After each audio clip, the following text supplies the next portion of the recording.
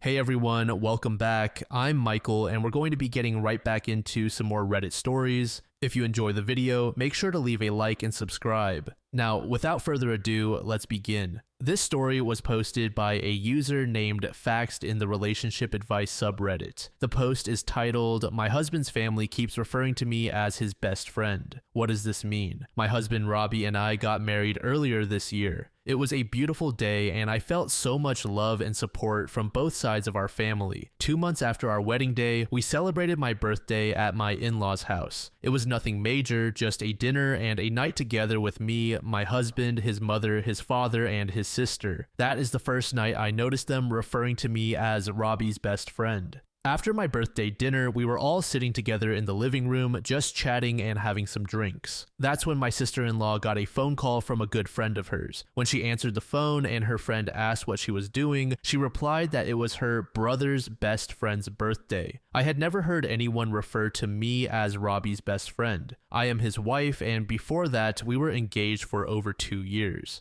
Hearing my sister-in-law refer to me like that confused me greatly. I always refer to her as my sister-in-law, and I would expect her to do the same, or maybe even call me Robbie's wife, but certainly not best friend. After my sister-in-law hung up her phone, I asked her why she referred to me the way she did. She did not seem at all abashed. She just said, "Well, you are best friends, and that's what mom and dad call you." My sister-in-law and I are by no means very close, but we are nice to each other and have never had any fights. We just don't hang out outside of family functions because our personalities are pretty different. She's never made it seem like she was annoyed or mad at me. I decided to let it go that night, even though it weirded me out. But then it all happened again a few days ago, which is why I'm writing this post. My mother-in-law and I both work in the same industry, doing similar jobs, but at different companies in the area. Sometimes our companies collaborate when we have clients who switch over. This week we had that happen, and I had to pay a visit to my mother-in-law's office to help a client transition. My mother-in-law was in the office, so I stopped by to say hello. While I was there, she introduced me to her colleague, and once again, I was perplexed by how she did it. She said, "This is my son's best friend." As I was shaking hands with the colleague, I paused and awkwardly said, "I'm his wife." The colleague looked confused, but my mother-in-law continued to smile and didn't address it. Once we were alone, I asked my mother-in-law why she referred to me like that. Just like my sister-in-law, she didn't seem to act like it was weird at all and said the same thing. "Well, you are best friends." The only thing that I can think to explain this is that in my vows to Robbie, I promised to continue being his best friend. Nobody acted like this was odd or special, and I feel like it's a pretty common thing to put in vows. So I'm not sure why Robbie's family seems to have clung to it, unless it has nothing to do with everything. I have spoken to Robbie about this too, and he is also perplexed by it. He asked his parents privately about it, and they gave him the same answer they've been giving me. It all just feels like some sort of bullying behavior to me, but I've never felt a sense of this from them before. Are they calling me his best friend because they don't like the fact I'm his wife? Or is it some inside joke they've been in on without me? I'm not sure what to do or make of it, especially because the in-laws are acting like it's not an issue when I bring it up. Yes, I am Robbie's best friend, but I'm also his life partner and their daughter-in-law slash sister-in-law. I don't know what to do. Any input or advice would be welcome. Purple Bishop said, "Yes, Robbie and I are best friends, but now that we are married, I would prefer that you refer to me as his wife, as I treasure our relationship. Thank you." To this Hiker 2190 said, "Came to say this exact same thing, and after that is said, continue to correct them if they use the best friend moniker again. Maybe at the next family gathering, present a united front. Both husband and wife can ask parents and sister-in-law to address the wife as Robbie's wife." Honestly, I think they are mocking the OP for the vows. That's the only explanation I can reasonably come up with. Scheherazade said, "This seems passive-aggressive. Have your husband shut this down." Update. Thanks to everyone who offered helpful advice and to those who have been kind in sharing their own experiences. I'm sorry to hear that this is not exactly a unique experience. Unfortunately for my relationship with Robbie's family, shit has hit the fan. Yesterday afternoon, Robbie and I were invited over to his parents' house for dinner. I have a big project due this week at work, so I needed to stay home and wrap it up. I told Robbie to go catch up with his family while I ordered a pizza. Apparently, this is when Robbie decided he was going to set things straight and figure out why his mom and sister keep referring to me as his best friend. Please keep in mind that I'm telling the story based on the details that my husband has given me. Robbie had a normal dinner with his folks, but they were all drinking a bit more than usual. Robbie decided to bring over some scotch that one of his groomsmen gave him for a wedding gift, so he and his dad were especially loose. Robbie and his dad tend to have guy time together after dinners, where they hang out in his dad's garage and talk about car stuff and projects at home or work. This is where Robbie confronted his dad about the whole situation. From what I can tell, it took some coaxing to get this information out of my father-in-law, but eventually he admitted to Robbie that my mother-in-law, my sister-in-law, and he were all in on some sort of bet as to how long mine and Robbie's marriage was going to last. My father-in-law bet that we would stay together, whereas my mother-in-law bet less than 1 year, and my sister-in-law bet less than 6 months. Apparently, there was a cash prize involved. I don't really want to know how much it was. My father-in-law admitted that he believes the whole best friend moniker was a way to get under my skin and cause doubts about my relationship with Robbie and his family. They thought that if they acted like it was a non-issue for long enough, it would drive me crazy and start making me angry at Robbie for not intervening. Robbie then says he stormed into the house to confront his mom about all of this. It ended in a screaming match between Robbie, my mother-in-law, and my father-in-law. Robbie eventually stormed out and walked to a nearby gas station, and from there he called me for a ride since he couldn't drive. This morning, when I drove Robbie back to get his car, we had a horribly awkward confrontation with his parents. My mother-in-law is apparently pissed at my father-in-law for betraying the secret, and they were fighting about it all night. My father-in-law will be staying with us in our extra bedroom for a couple of days, or until they can calm down and talk to each other again. Robbie is now set on going no contact with his mom and sister. He is angry with his father, but is more willing to forgive him. Personally, I would prefer if we saw a family therapist before doing this, but we are still ironing out the details. Hopefully, we can get through this with both marriages intact. This next post was made in the TIFU subreddit by a user named Moo Cow. The post is titled, "I lied to my wife for 13 years. My wife hates orange and lime flavored candies. I love them, well, I love the orange and like the lime. So she passes the orange Starburst to me. She passes the orange and green Skittles to me. She passes the orange and green gummy bears to me. This has been happening for 13 years. What she doesn't know is that the green Haribo gummy bears are actually strawberry. Shortly after we married, for one reason or another, I looked at the back of the Haribo gummy bears package and discovered this. So I haven't said anything for 13 years. Every time we get gummy bears, she gives me the orange and green. I've never said a word. I've enjoyed eating my little lies. Until last night. We had some gummy bears and she opened them and started to hand me the orange and green ones. But after a few minutes, I saw her looking at the back of the bag. Then I saw her eyes get really big. She turned to me and asked if I've known that the green bears were strawberry. She always thought they were lime. I was honest and nodded my head yes. The look of betrayal was unreal. She asked how long I've known, and I was honest. I told her as long as we've been married. She quit giving me the gummy bears she didn't like. She was even eating the orange ones out of spite. I don't think I'll get any more gummy bear discards after this. Time to buy my own. Edit, we don't eat these every day, a few times a year at most. I don't just get the rejects. It's a shared bag. Whenever she grabs a few, she would pick out the orange and green and hand them to me, just like I would give the pineapple ones to her. CY, who said, every year for her birthday, my step-grandmother received a gift of chocolate-covered cherries from her husband. When he died and she married my grandfather, he thought it would be so thoughtful to continue the tradition. She took one look at the box, stood up, dumped it in the garbage, and declared, I'm not spending another 30 years pretending to like those disgusting things. Tink the Cheese said, she's even eating the orange ones out of spite. You're both hilarious. You've got a great union. Blue Spark said, this is gold. I hope you can both share a laugh about it soon. Might take some time though. To this OP said, we laugh on a daily basis. We love to have our fun arguments. She just couldn't believe I kept this from her for so long.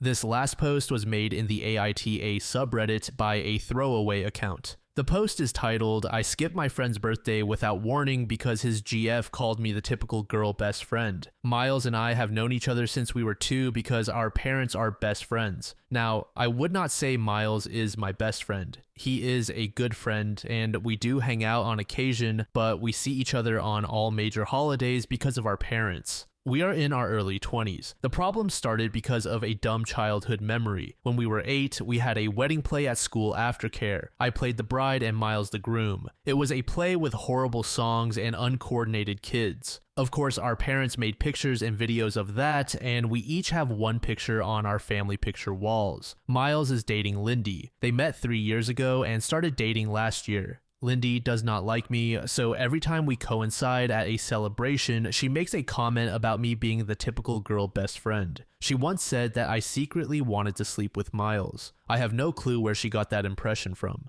Miles and I have different friend groups and schedules. Besides the monthly catch-up over food, we didn't really meet that much. Things got worse when Lindy saw the wedding play picture. The comments just got more frequent. She even started DMing me on Instagram saying she knew what game I was playing. I talked to Miles once about this and he told me to give her time, so his birthday was on Saturday and I was invited. Lindy wrote me saying something along the lines that she was going to supervise me. This was their first birthday as a couple and I was not allowed to take up his time. I was honestly just fed up. I tried talking to Miles once more, but he said the same thing, so I just skipped out. When the party started, I wrote a quick "sorry, I can't come" and told him my mother was going to bring his present. Now he is upset with me for missing his birthday. Lindy is mad that I made it all about myself and my parents are upset I missed a family function.